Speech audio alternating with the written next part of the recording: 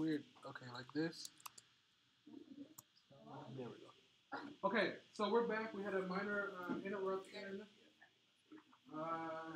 It should go away. Should I erase it? Hang on. Okay. No. Could you just walk us through what you did? It looks good. We'll confirm it. Could you just walk us through what you did? Okay. So the Pause. If you need, you can just choose a color. Can I pick yellow this time? Don't choose yellow because it's hard to see. And then just draw a down arrow. And then click on the scissors and circle it. Now you can use it as a cursor. Okay, so the problem was 3. Okay, that was the problem up there. So what I did was I distributed the 3 into 2x minus 4 and got 6x minus 12 equal 7 minus x minus 5. Can you tell me what did you distribute on the right?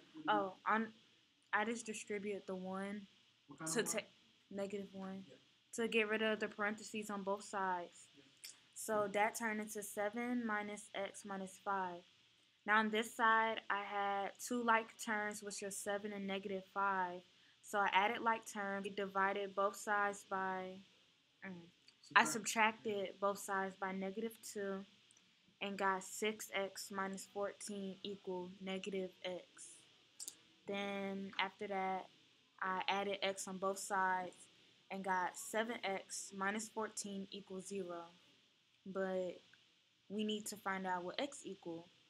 So I had to add 14 on both sides, and it became 7x equal 14. Divide both sides by 7, and x equal 2. Okay, so now, up until here, this is the answer that we got. How do we know if this answer is correct? What do we need to do? Plug it in. Plug it back in, right? If we plug in 2 into the original, should it make it true or should it make it false? True. Should it make it true? Can we do this quickly? Let's see. Let's just do it. You want me to do it on here? Yeah. You can go ahead and write it. Just erase it. Just a different color. All right. Just choose a different color and just off to the side. Yeah. Where do I choose a different color? Oh, okay. Maybe like green or something. I'm just gonna do it verbally. Oops. So if that's 2, 2 times 2 is what? 4 minus 4 is, so on the left side we should have 3 times 0 is, so on the left we have 0. 2 plus 5 is 7 minus 7 is, so it checks out. You got a true statement. So, and with this subject, if you did all this work you got here, you did it at the chance. But the thing that made me fall in love with mathematics is that ability to check. When I was in ULC, I would get to this answer and I was like, can I check this? Yeah, let me check it and make sure. Let me make sure. So then I would plug it back into the original. Then I would know before I left whether that question was right or not. If I got it wrong, then either I checked it wrong or the answer is just wrong. But when you plug it back into the original and it makes sense, it needs to make sense, then I knew before I left the question whether it was right or wrong. So checking is for you.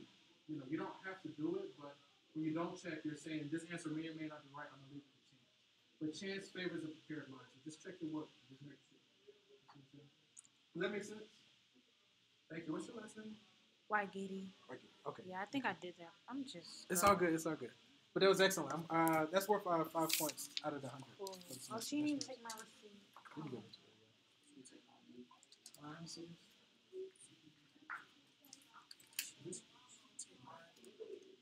So, when we do start testing, do not write it in reading, especially, and you definitely got to do number 2 pencil. Number 2 pencil. But yeah, that was definitely worth 5 points. So I logged it on my roster. Anybody else is assigned attendance? Just make sure by the end of the day, before you walk out, I can make sure to get you credit for that. Let's see who else. Again, the thing about opportunities is that they don't go away, they go to who's next. Let me go ahead and finish out the check really quick. But that was great. She did a great job.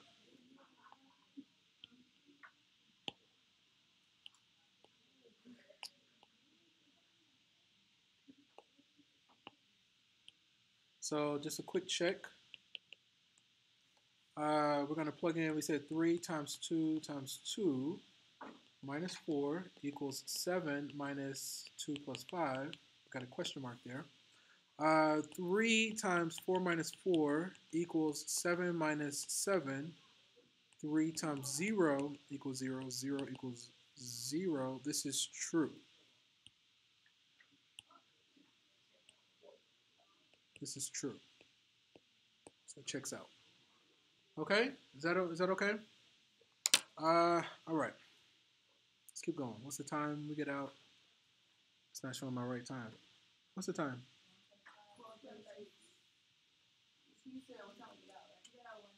No, it's just my clock. My clock is showing 9:41. I see it now, 12:36. I was like, I know that's not the right time in the upper left-hand corner. But anyway.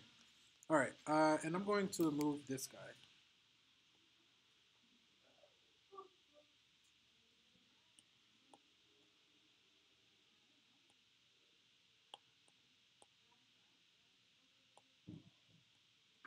All right. Let's keep it going.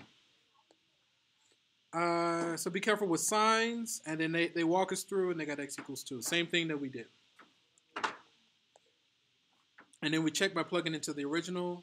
And so she showed all her work. She boxed her final answer, and then she checked it. Okay. When we start testing, more than likely I'm going to do a multiple choice exam. It's going to be all or nothing, no partial credit. So I try to get a few extra questions in there to offset the not doing partial credit. Okay. Let's see what else we got. So we did this. I'm just going to kind of walk through this one. All right. So say we have this, right? Actually, I'm going to do this one. So, I want to bookmark this. Can we paste?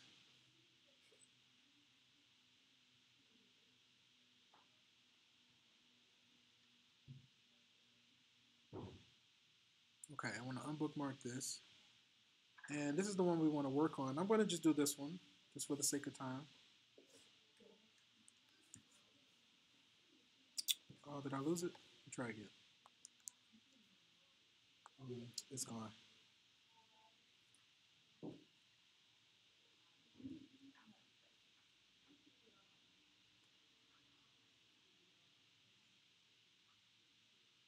All right. So let's give this one, let's look at this one. This is the next one. Okay. So, and then let's edit. And we want to crop it like this.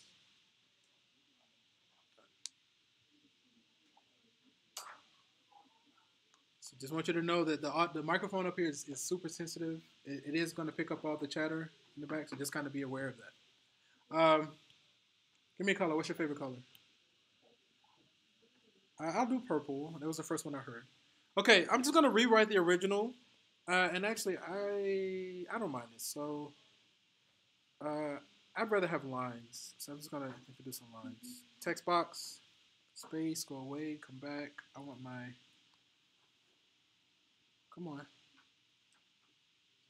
Paper. This is fine. I'm going to shrink this down to size. And again, everything that you see us doing on the projector or on the screen, you will get a copy of. I'm going to load a link. I'm going to load it somewhere, and I'm going to make it available to you. So you don't have to write it. Just write whatever you feel like you need to. It's probably a good idea to try to work this in advance if you feel like you can do it. Also, a good idea is to go through the notes in Moodle before class. So when we get in class, you want to work as many of those examples beforehand as you can. So that way when we get in class, it's a review. If your first time seeing it is with me, there's a good chance you're going to get confused because it's going to be information overload. So today we're doing section, I think we're in 1.1 right now. So you want to just kind of say at least 1 or 2 to 3 sections ahead of me. Okay, that's a good habit to have. And I got my official time now, so I am good. Okay, so I'm going to start with writing the original. We have 2x plus 4 over 3 plus 1/2 x equals 1/4 x minus 7/3, right? 5 points. Anybody know how to get rid of fractions if you have fractions?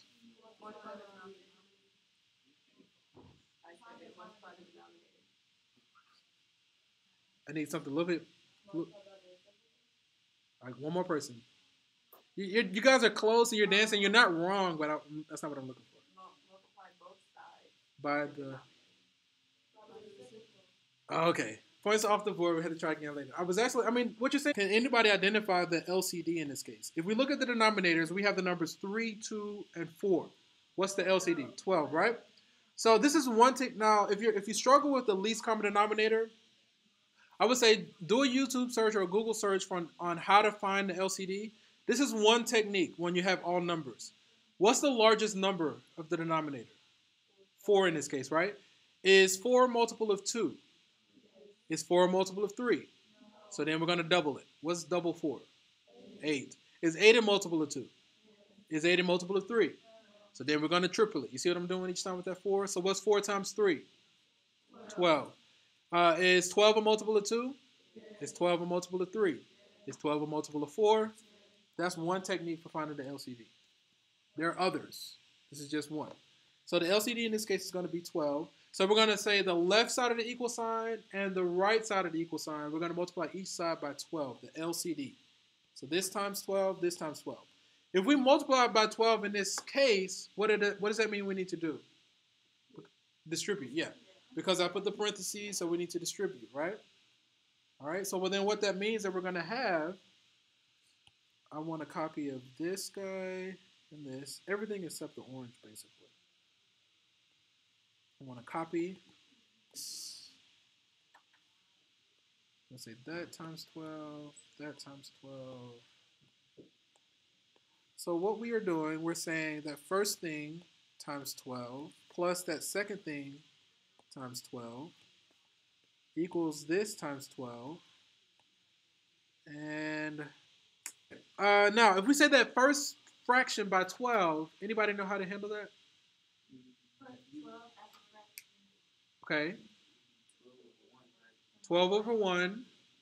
So, okay, you can do that. You can distribute the 12 on top and you get 24 and all those. But those numbers get kind of big. So what I'm going to do, I'm going to say 12 divided by 3 is, so this is really the same as 4 times that top. So that's much easier to handle. You see what I did? I just said 12 divided by 3 is 4, then distribute the 4. Is that okay? You don't have to do it this way. There are other ways. I'm just doing what works for me. Okay. Yeah, but the problem with the big numbers is sometimes those numbers get kind of ridiculous and you stand a greater chance of making a mistake. So I'm just showing you this technique so you know that there is another way. But if you're comfortable with the big numbers, that's fine. That is fine. Because if I did the big numbers technique, sometimes some of the examples we work, if I use that technique, I have a greater chance of making a mistake when I do the calculation. Like if it was like 36 times 2 and 36 times 4, I know that me and 36 and 4, I know what it is right now, but I know I can make a mistake. So it's easier for me to bring the number down. Let me just kind of keep working. I think you'll get it. Again, you don't have to do it this way. If you have something that works for you, just run it past me and I'll give you my little speech and I'll say, yeah, you can do that. And I'm saying, yes, you can do what you're doing right now, but I'm just offering an alternative. For instance, do you know what I'm going to do in the next one? Yeah. So what? 6. It's going to become 6, right? So I'm going to leave it like this. I'm going to say plus 6x. What about the next one? So that's a 3. And then what about the last one? Yeah. So it's going to be 12 divided by 3 is 4. 4 times 7 is 28. See how easy I can do that quick? But if I said 12 times 7, that's what, 70, 84. Then 84 divided by 3, I don't want to do that. That's harder for me. You know, so but if it works for you, that's fine. It's nothing wrong with it. It's just a potato kind of thing. 12 divided by 3 is 4. 4 times 8, that's going to be 4 times 7 is a negative 28. I'm going to go ahead and distribute here. And then we'll get 8x, that's a 16, 6x, 3x, and 28, right? Now, what I like to do here, I like to get all my x's or all the variables on one side and then the constants on the other. So the 8x is already over here. The 6x is already over here. I want to move that 3 how? So minus 3x, minus 3x. So then on the left, I'm going to have minus 3x. Bring down my equal sign. I just subtracted 3x from both sides. These two cancel. I want to move the 16 to the right. All right? So then like this. So then on the right, I'm going to have negative 28 and a negative 16. Then I want to combine like terms. Okay, let's do this. First, let's go ahead and put my paper back. I want to copy this. And so now we have that purple line. Let's keep going. If we combine like terms, 8 and 6 is what? Minus 3 is. So on the left, we're going to have 11x. Negative 28 minus 16. What do we do with those two numbers? How? We add them because they have the same sign.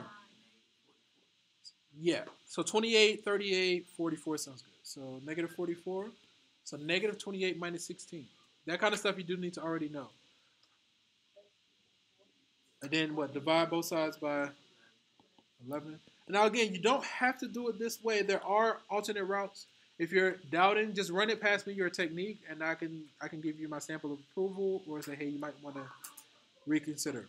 Negative 4. Now, are we done at this point? We need to do what? We need to check. So we got a solution that x equals negative 4. I want to check it in the original. I'm going to do it this way. I'm going to open up my calculator, my graphing calculator. I want to go to my y equals. I want to clear. I'm going to put the original in. Now, when we plug in negative 4, should it give us a true statement or a false statement? True. It should be true. So when we plug in negative 4, the two numbers should be the same, right? If we say something minus itself, what answer should we get? 0, right? So if I said the right-hand side minus the left, when I plug this number in, I should get 0. Let's see what happens. Now, the left-hand side is going to be 2x plus 4, and it takes practice to be able to type this stuff in, plus 1/2 times x. That closes off the left. I'm going to close parentheses. I'm going to say minus. Now I want to do the right-hand side. I got 1 over 4 x minus 7 over 3. And I want to close that off. So now we're saying the left minus the right. I'm going to quit. Now you see where it says clear, the clear button?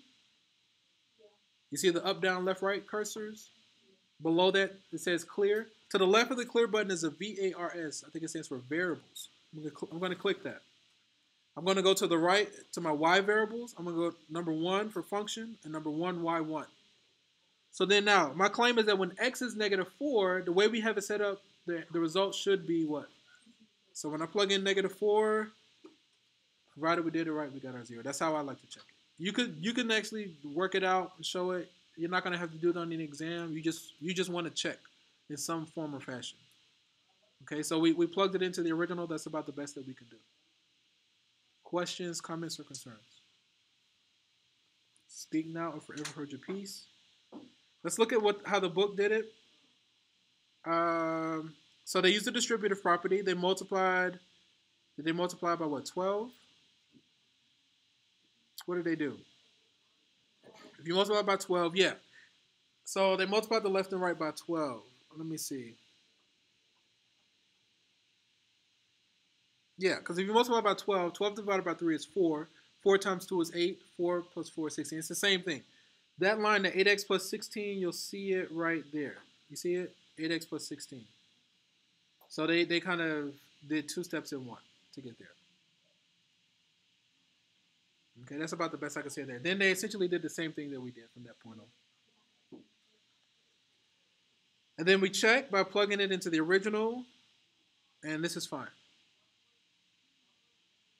Is this okay? Okay. All right, let's do another one. So we want to talk about some more terminology. The time we got about an hour, right? What time we get out? Oh, 1:25. 35 minutes. 35 minutes, right? Okay. All right, this is fun. So some more terminology. An equation satisfied by every number that is a meaningful replacement for the variable is called an identity. Identity means that we have infinite solutions and all real numbers work. Yeah, that's what identity means. So like for instance, if we solve this, what do you get? What happens here? If we solve this, right? If we distribute, they're the same, right? And if we go all the way, we eventually get 0 equals 0, right? Is this true or false? Notice that the variables cancel out and we finish with a true statement. So what this means is that any real number is going to work, and they're infinitely many solutions, and any real number is going to work. For instance, what's your favorite real number? 9. I think I heard 9. I think I heard 9. Somebody said 9. See? Because she's the closest, so I heard it.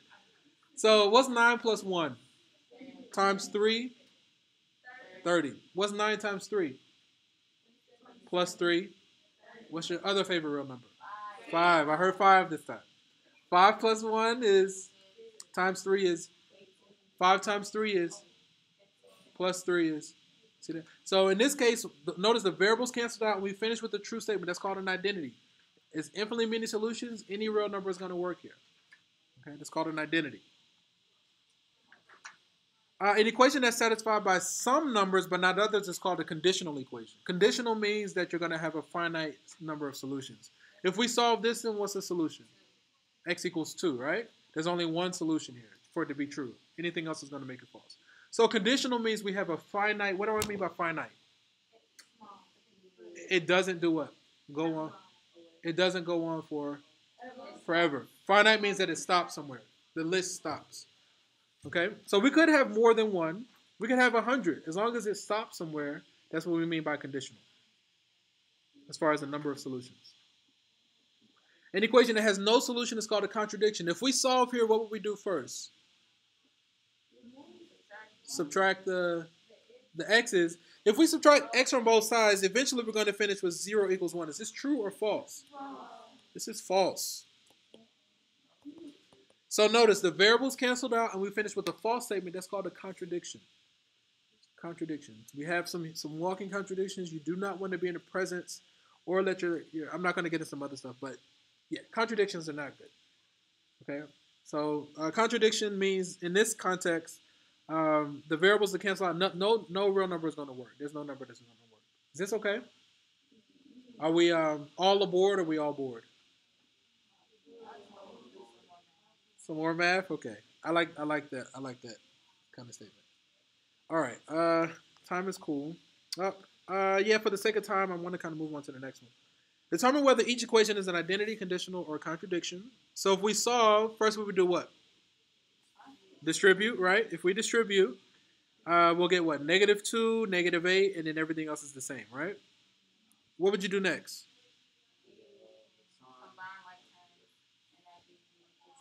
Okay, that's fine. Combine like terms. So then now, at this point, it's pretty clear what it's going to be. But let's take it all the way. If we go ahead and reduce it all the way down, we'll get 0 equals 0. That's a true statement. Identity. I think I can agree with identity. So this is true. When a true statement such as 0 equals 0 results, the equation is an identity, and it's going to be all reals. Any real number is going to work. Okay? What would you do first here? Okay, additive property of equality. So we can add the 4. Then what? Divide by 5 and x equals. So if we get x equals 3, what solution? Conditional. It's true based on the condition that x is equal to 3. Is this okay? All right. All right. What would you do first here? Distribute. What would you get?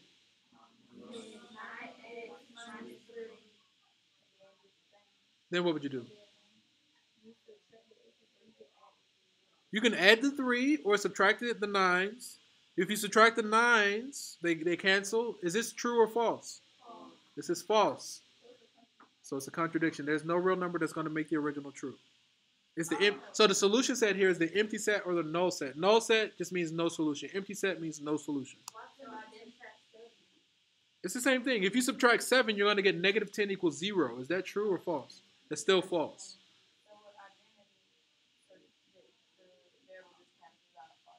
With identity, the variable cancels and you finish with a true statement. Right.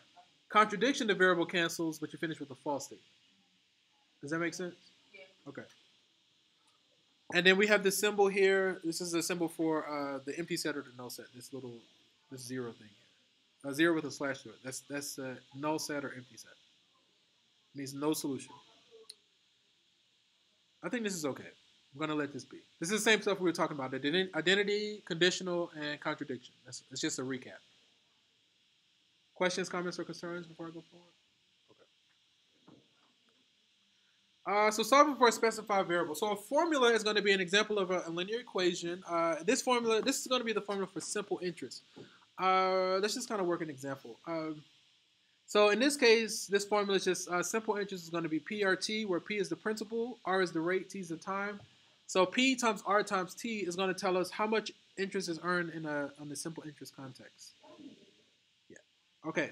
So now in this example, asks us to solve for T. What we want to do is imagine that just pretend that all the other variables are numbers, and then work it like you would normally do. If you had 4 equals 2x, how would you solve for x? Divide by 2, right? So if the I is a number, P is a number, R is a number, and T is the x, how would you solve for T in this case? Or how would you solve? No. No, you would divide by PR. Divide by PR. Does that make sense? Because PR is just a number, so you divide by that number to get the T by itself. Does that make sense? Okay. Is there a no? Okay. So it says solve for T, so we're imagining that everything else is a number. So we're gonna let this be that color. We're gonna let these two together is just a number. So the orange and the blue, they're just a number. So what we're gonna do is rewrite it. So let's look at it. What if we looked at it as the following? If we have 4 equals 2x. If you were to solve for x with that orange and that blue, what would you do? Divide both sides by 2, right? So the same way you would say divided by the blue here, you do the same thing. Divide by the blue here. That's all that we're doing. So then the final result ends up being, ultimately we'll get T equals I over PR. So with these formulas, to solve for the unknown variable, you got to imagine that you got to treat the other variables as if they're numbers, if that makes sense. In this case, we imagine the orange and the blue as numbers, and the black was the variable in question. However we did the orange and the blues, we do the same thing with our other one. Okay, so time. Okay, we're right at 25. I'm actually liking this streaming because now my other class can access. I just need to label and make sure everything is labeled properly. Else, it seems like it's working. I can see it. I'm assuming the audio is working because I haven't made any changes. This formula gives the future value. So when we start doing like interest and things like that, I don't mind giving you the formulas. Now, the exam, I would say anticipate an open note exam. So it's probably a good idea to have a sheet where you kind of catalog these different formulas as they arise. I'm not going to kind of force you to memorize formulas right now. We're going to do open notes. So if you just have a formula sheet that's quick and ready to go, be like, Dad, what's that formula? You just flip to it, someplace easy to access, use it, keep it moving. Okay? So this is called the future value. We could talk about where it comes from, but for the sake of time, I'm not going to. In this one, it says solve for P, right? So if we imagine the other variables are numbers, if we had something like, let's do it like this. Say we have 4 minus x equals, I don't know. I'm just throwing a number out there, 8x. If you had something like this, how would you solve for x? Okay, add the x to both sides, right? So we would go like this, right? Right? So then if we do that, we'll get x equals, before we combine, we're going to leave it separate. We're going to have 8x plus x, right? Now, if we want to isolate the x or get the x by itself, suppose we can't add the 8 into 1, but how can we merge those x's into 1? Anybody know what this is called, this next technique? What is this called? So I'm going to say 4 equals 8 plus 1 times x. What did I do? What is it called when we go like this? What is this called? Distributing. Anybody know what it's called when we reverse distribute? Begins with an F. Not FOIL, but factor, right? So all we did there, we factored out the x from the common terms. Now we got 1x. Now we can, I heard earlier the proper thing to do. You said, not FOIL. Before, when you thought it was 8x, what were you going to do? Oh, add it together. Oh, divide by 8. You were going to divide, but now you would divide by the 8 plus 1. So in this one, where we get that x equals 4 over 8 plus 1, we essentially do the same thing with the variables, right? So if we add p to both sides, you see it right there in the black and blue. Then from there, to merge those p's, now we got all the terms with the variable on one side. What's the reverse distribute called again? Factor. We're going to factor out a p from both of those terms. When we do that, we get this. Because if you distribute, you see how you get the above line? It's the same thing. We just have to imagine that the other things, you really do have to use your imagination. Okay, so now we factored out the p from both of those terms. Now we got the p by itself. To isolate it, what do? The same thing. Where we had the 8 plus 1, we divide on both sides. Okay, so if you can kind of imagine that those other variables are numbers, and then however you will work that, you will work this essentially the same way. It takes practice, though. It's not trivial. It's not trivial. The only way you're going to kind of get good at it is you got to practice. The time, okay, let me see. How many more slides? We're almost, let's finish out this section, and then we'll get some practice in. Any brave soul want to come up and give this one a go? No, you'll get it right if you come up. I'm just trying to think if I can. I think you can do it. Have you come up already? No? I mean today. No. Okay, come on. All right, so let's do this. We finished there. Let's do this. We want to paste. We want to clear. And we would like a copy of this. We want to solve.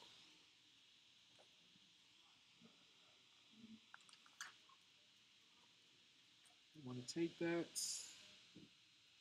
That. That doesn't really matter to me.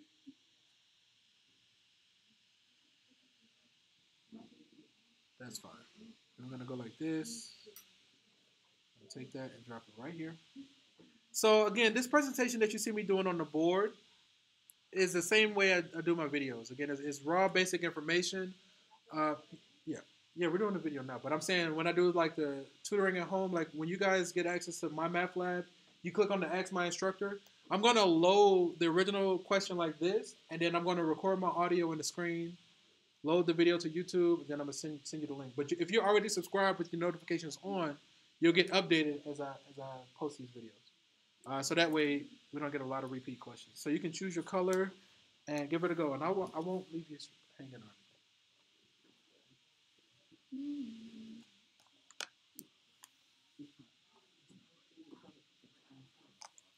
Okay. So what would you do first in this case? Or maybe start by rewriting the original for me. Oh, rewrite it? And you can either undo or erase. There's the undo button. There's the erase button. So she's just going to rewrite the original. And, at home and at your desk, it's probably a good idea to work and see if you can do it as well. See if you can arrive to the conclusion before we get here. And if you pull up Moodle, you go slider to the head. Okay, so she rewrote the original. It looks like she's distributing first, and it looks good. 3 times 2 is 6. 3 times a negative 5 is negative 15. And everything else she left is the same. And we're solving for x. Let's see what happens. So is that it? So the next thing, let's isolate the variable. Let's get all the x's on one, and then everything else on the other. So x's on the left, and if it doesn't have an x term, move it to the other side.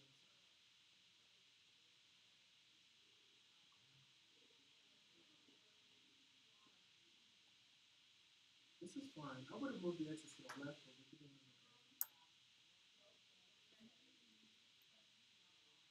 Okay, and then she has. Okay, that's fine. Negative. Okay. So now we combine like terms and we isolated the x. So then you divide by -2. Mm-hmm. Now I think we're gonna get one solution. This is actually correct. That should be the same. Yeah, I think okay. X equals. we can factor out the negative from the top and the bottom. So all the signs on the top are going to change. Let's do 15a minus 4b minus 2 over 2. Huh? Instead of the double negative, I'm going to factor out a negative from everything here and cancel. So this is going to become positive 15a. This is going to be a negative 4b. Oh. And this is going to be minus 2 all over positive 2. I will put that in the box. That's about the best we can do. I will go ahead and make the disclaimer. When you're working at home and practicing, it should be a B. Yeah. Oh, sorry. When you're working at home, there is something I think it's called like Mathway. It'll work a lot of these. I don't mind if you use that for practice. But on the exam, you're not going to have access to it. But then also you have my math lab. We're going to do a quick demo on my math lab momentarily in like a slide or two. So this is about the best we can do because we're not going to plug this back into the original. It's going to be too much. Too much? Yeah, so this is one of those cases where it's a little bit difficult. Check. What's your last name? Pardon?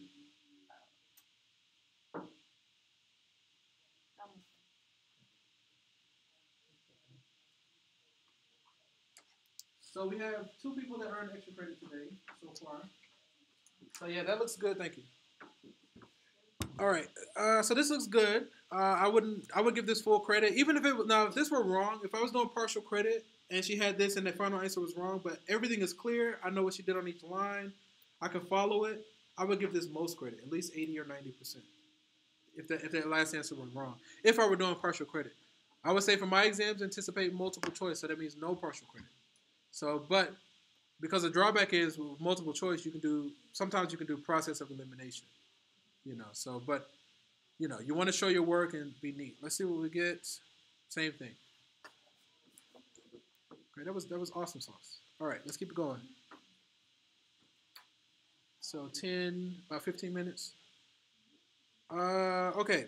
So Becky borrowed $52.40 for new furniture. She'll pay it off in 11 months at an annual simple interest rate of 4.5%. How much interest will she pay? So it says that she's going to use simple interest. So we want to calculate how much interest. So for simple interest, it's just I equals PRT.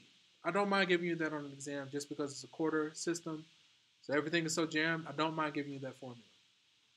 Okay. It says how much interest. So what are we trying to find? I. We're trying to solve for I.